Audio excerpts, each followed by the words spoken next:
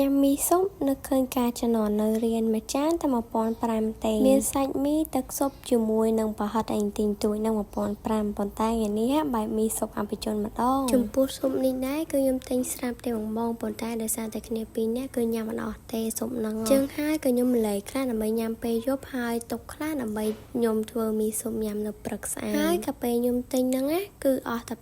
26000ទេបានស៊ុបតសៃកែញ៉ាំហើយចឹងឥឡូវក៏លេចមកមើលមីស៊ុបរបស់ខ្ញុំវិញនិយាយពីថាតំណងអើយសែនតំណងត្រូវជាមួយនឹងពេលព្រឹងចឹងតែនិយាយពីថាញ៉ាំហើយគឺមានកម្លាំងមកអាចតសៃកែងជាមួយនឹងប្រហិតអីជាមួយបន្លែទឹកស៊ុបអីហ្នឹងនិយាយពីមើលទៅឡើងជាតិតែម្ដងនេះឃើញ Hello បងប្អូនគ្នាខ្ញុំខានចេញវីដេអូយូរឥឡូវនេះគឺខ្ញុំមកបង្ហាញស៊ុបមីរបស់ខ្ញុំម្ដងណាបងតែស៊ុបហ្នឹងគឺខ្ញុំទិញពីយប់មិញហើយដល់ពេលវាច្រើនពេកចឹងទៅគឺយើងញ៉ាំមិនអស់ទេចឹងឥឡូវខ្ញុំសូមមកដាក់គ្រឿងចូលក្នុងនេះតិចដើម្បីវាមានជាតិអូនិយាយពីថាតំណងសាហាវហ្មងជូននៅខាងក្រៅទឹកម្ទេសគេឲ្យមកច្រើនខ្លាំងមែនតើណាបង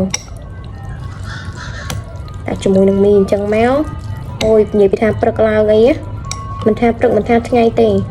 ញ៉ាំស៊ុបអីអញ្ចឹងទៅគឺថាបើកម្លាំងខ្លាំងមែនតើហ្មងញ៉ាំហើយអាចលីស្មងបាន10បាវតាបងឥឡូវខ្ញុំសុំច្បាច់ខូចឆ្មាបន្តិចដើម្បីវាមានជាតិទាំងជូរវិញតិចអញ្ចឹងណាមកបែបអាហារពេលព្រឹកចុះសម្រាប់បងនៅខាងនោះវិញបានឲ្យញ៉ាំព្រឹកព្រលឹមឡើងអញ្ចឹងខ្ញុំញ៉ាំស៊ុបអីយ៉ាងនេះហ៎ពីមុននេះខ្ញុំ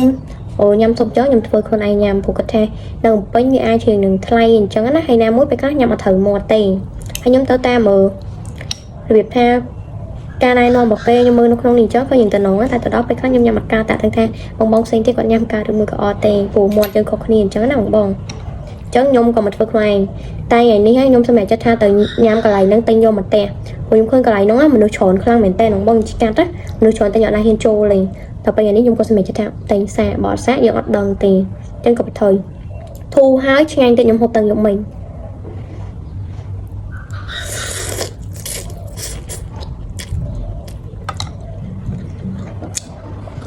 ហើយច្រើនណាស់បងច្រើនណាស់ខ្ញុំទិញឡើងមួយឆ្នាំងនោះហៀហ្មងតែដល់ពេលឲ្យខ្លួនច្រើនពេលឲ្យគ្នាតែពីរនាក់ញ៉ាំអស់ខ្ញុំអូមលែងអញ្ចឹងហើយឥឡូវមកដល់ពេលព្រឹកនេះទៀត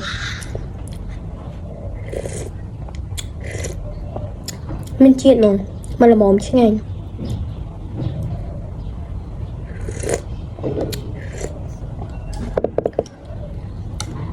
ហើយខ្ញុំធ្វើខ្លួនឯងញ៉ាំម្ដងបងទាំងអស់គ្នាខ្ញុំធ្វើយ៉ាងហោចណាក៏20000ជាងណែតែនេះខ្ញុំទិញឡើង20000ទេតែខ្ញុំញ៉ាំបានឡើង2ពេលហ៎ជ្រូកសាច់មក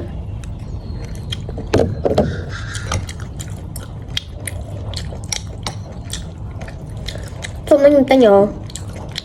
មួយឆ្នាំចាប់ពី15000ឡើងទៅបងតែបើសិនជាបងនេះគាត់ចង់នឹងថាទីតាំងនៅណាចង់ទិញញ៉ាំពេលដែលចេញធ្វើការហត់អត់កម្លាំងមានកម្លាំងធ្វើហូបអីចឹងបងអាច comment បានចាំពេលខ្ញុំបានទៅសារក្រោយខ្ញុំនឹងថតជូនបងទាំងអស់គ្នាញ៉ាំតែជ្រូកចឹងមក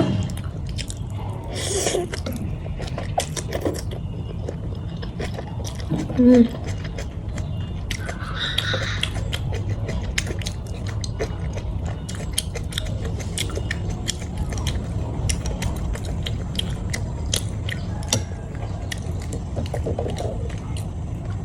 ំខាន់ណាស់កន្លែងគាត់មានតែខ្សែកាយទៀតបើសិនជាបងនេះគាត់ទិញ15000អញ្ចឹងផ្សេងចឹងទៅតែបើសិនជាបងនេះគាត់ទិញ20000នេះអញ្ចឹងហើយថែមតែខ្សែកាយទៀតតម្លៃលើនឹងទិញទូចទេខ្ញុំទិញមួយឆ្នាំនេះខ្ញុំទិញអស់26000ដោយសារខ្ញុំថែមតែខ្សែកាយណាតែបានត2ឆ្នាំអញ្ចឹងបើគិតទៅបងអាចញ៉ាំទៅគ្នា7 8នាក់ហើយញ៉ាំឡើងមកឆ្អែតទាំងពុះហ្មង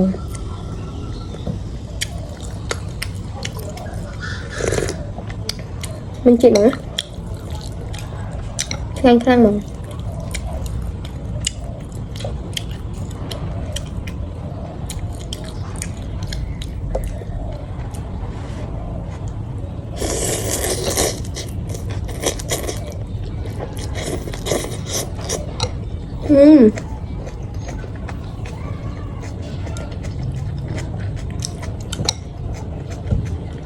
sao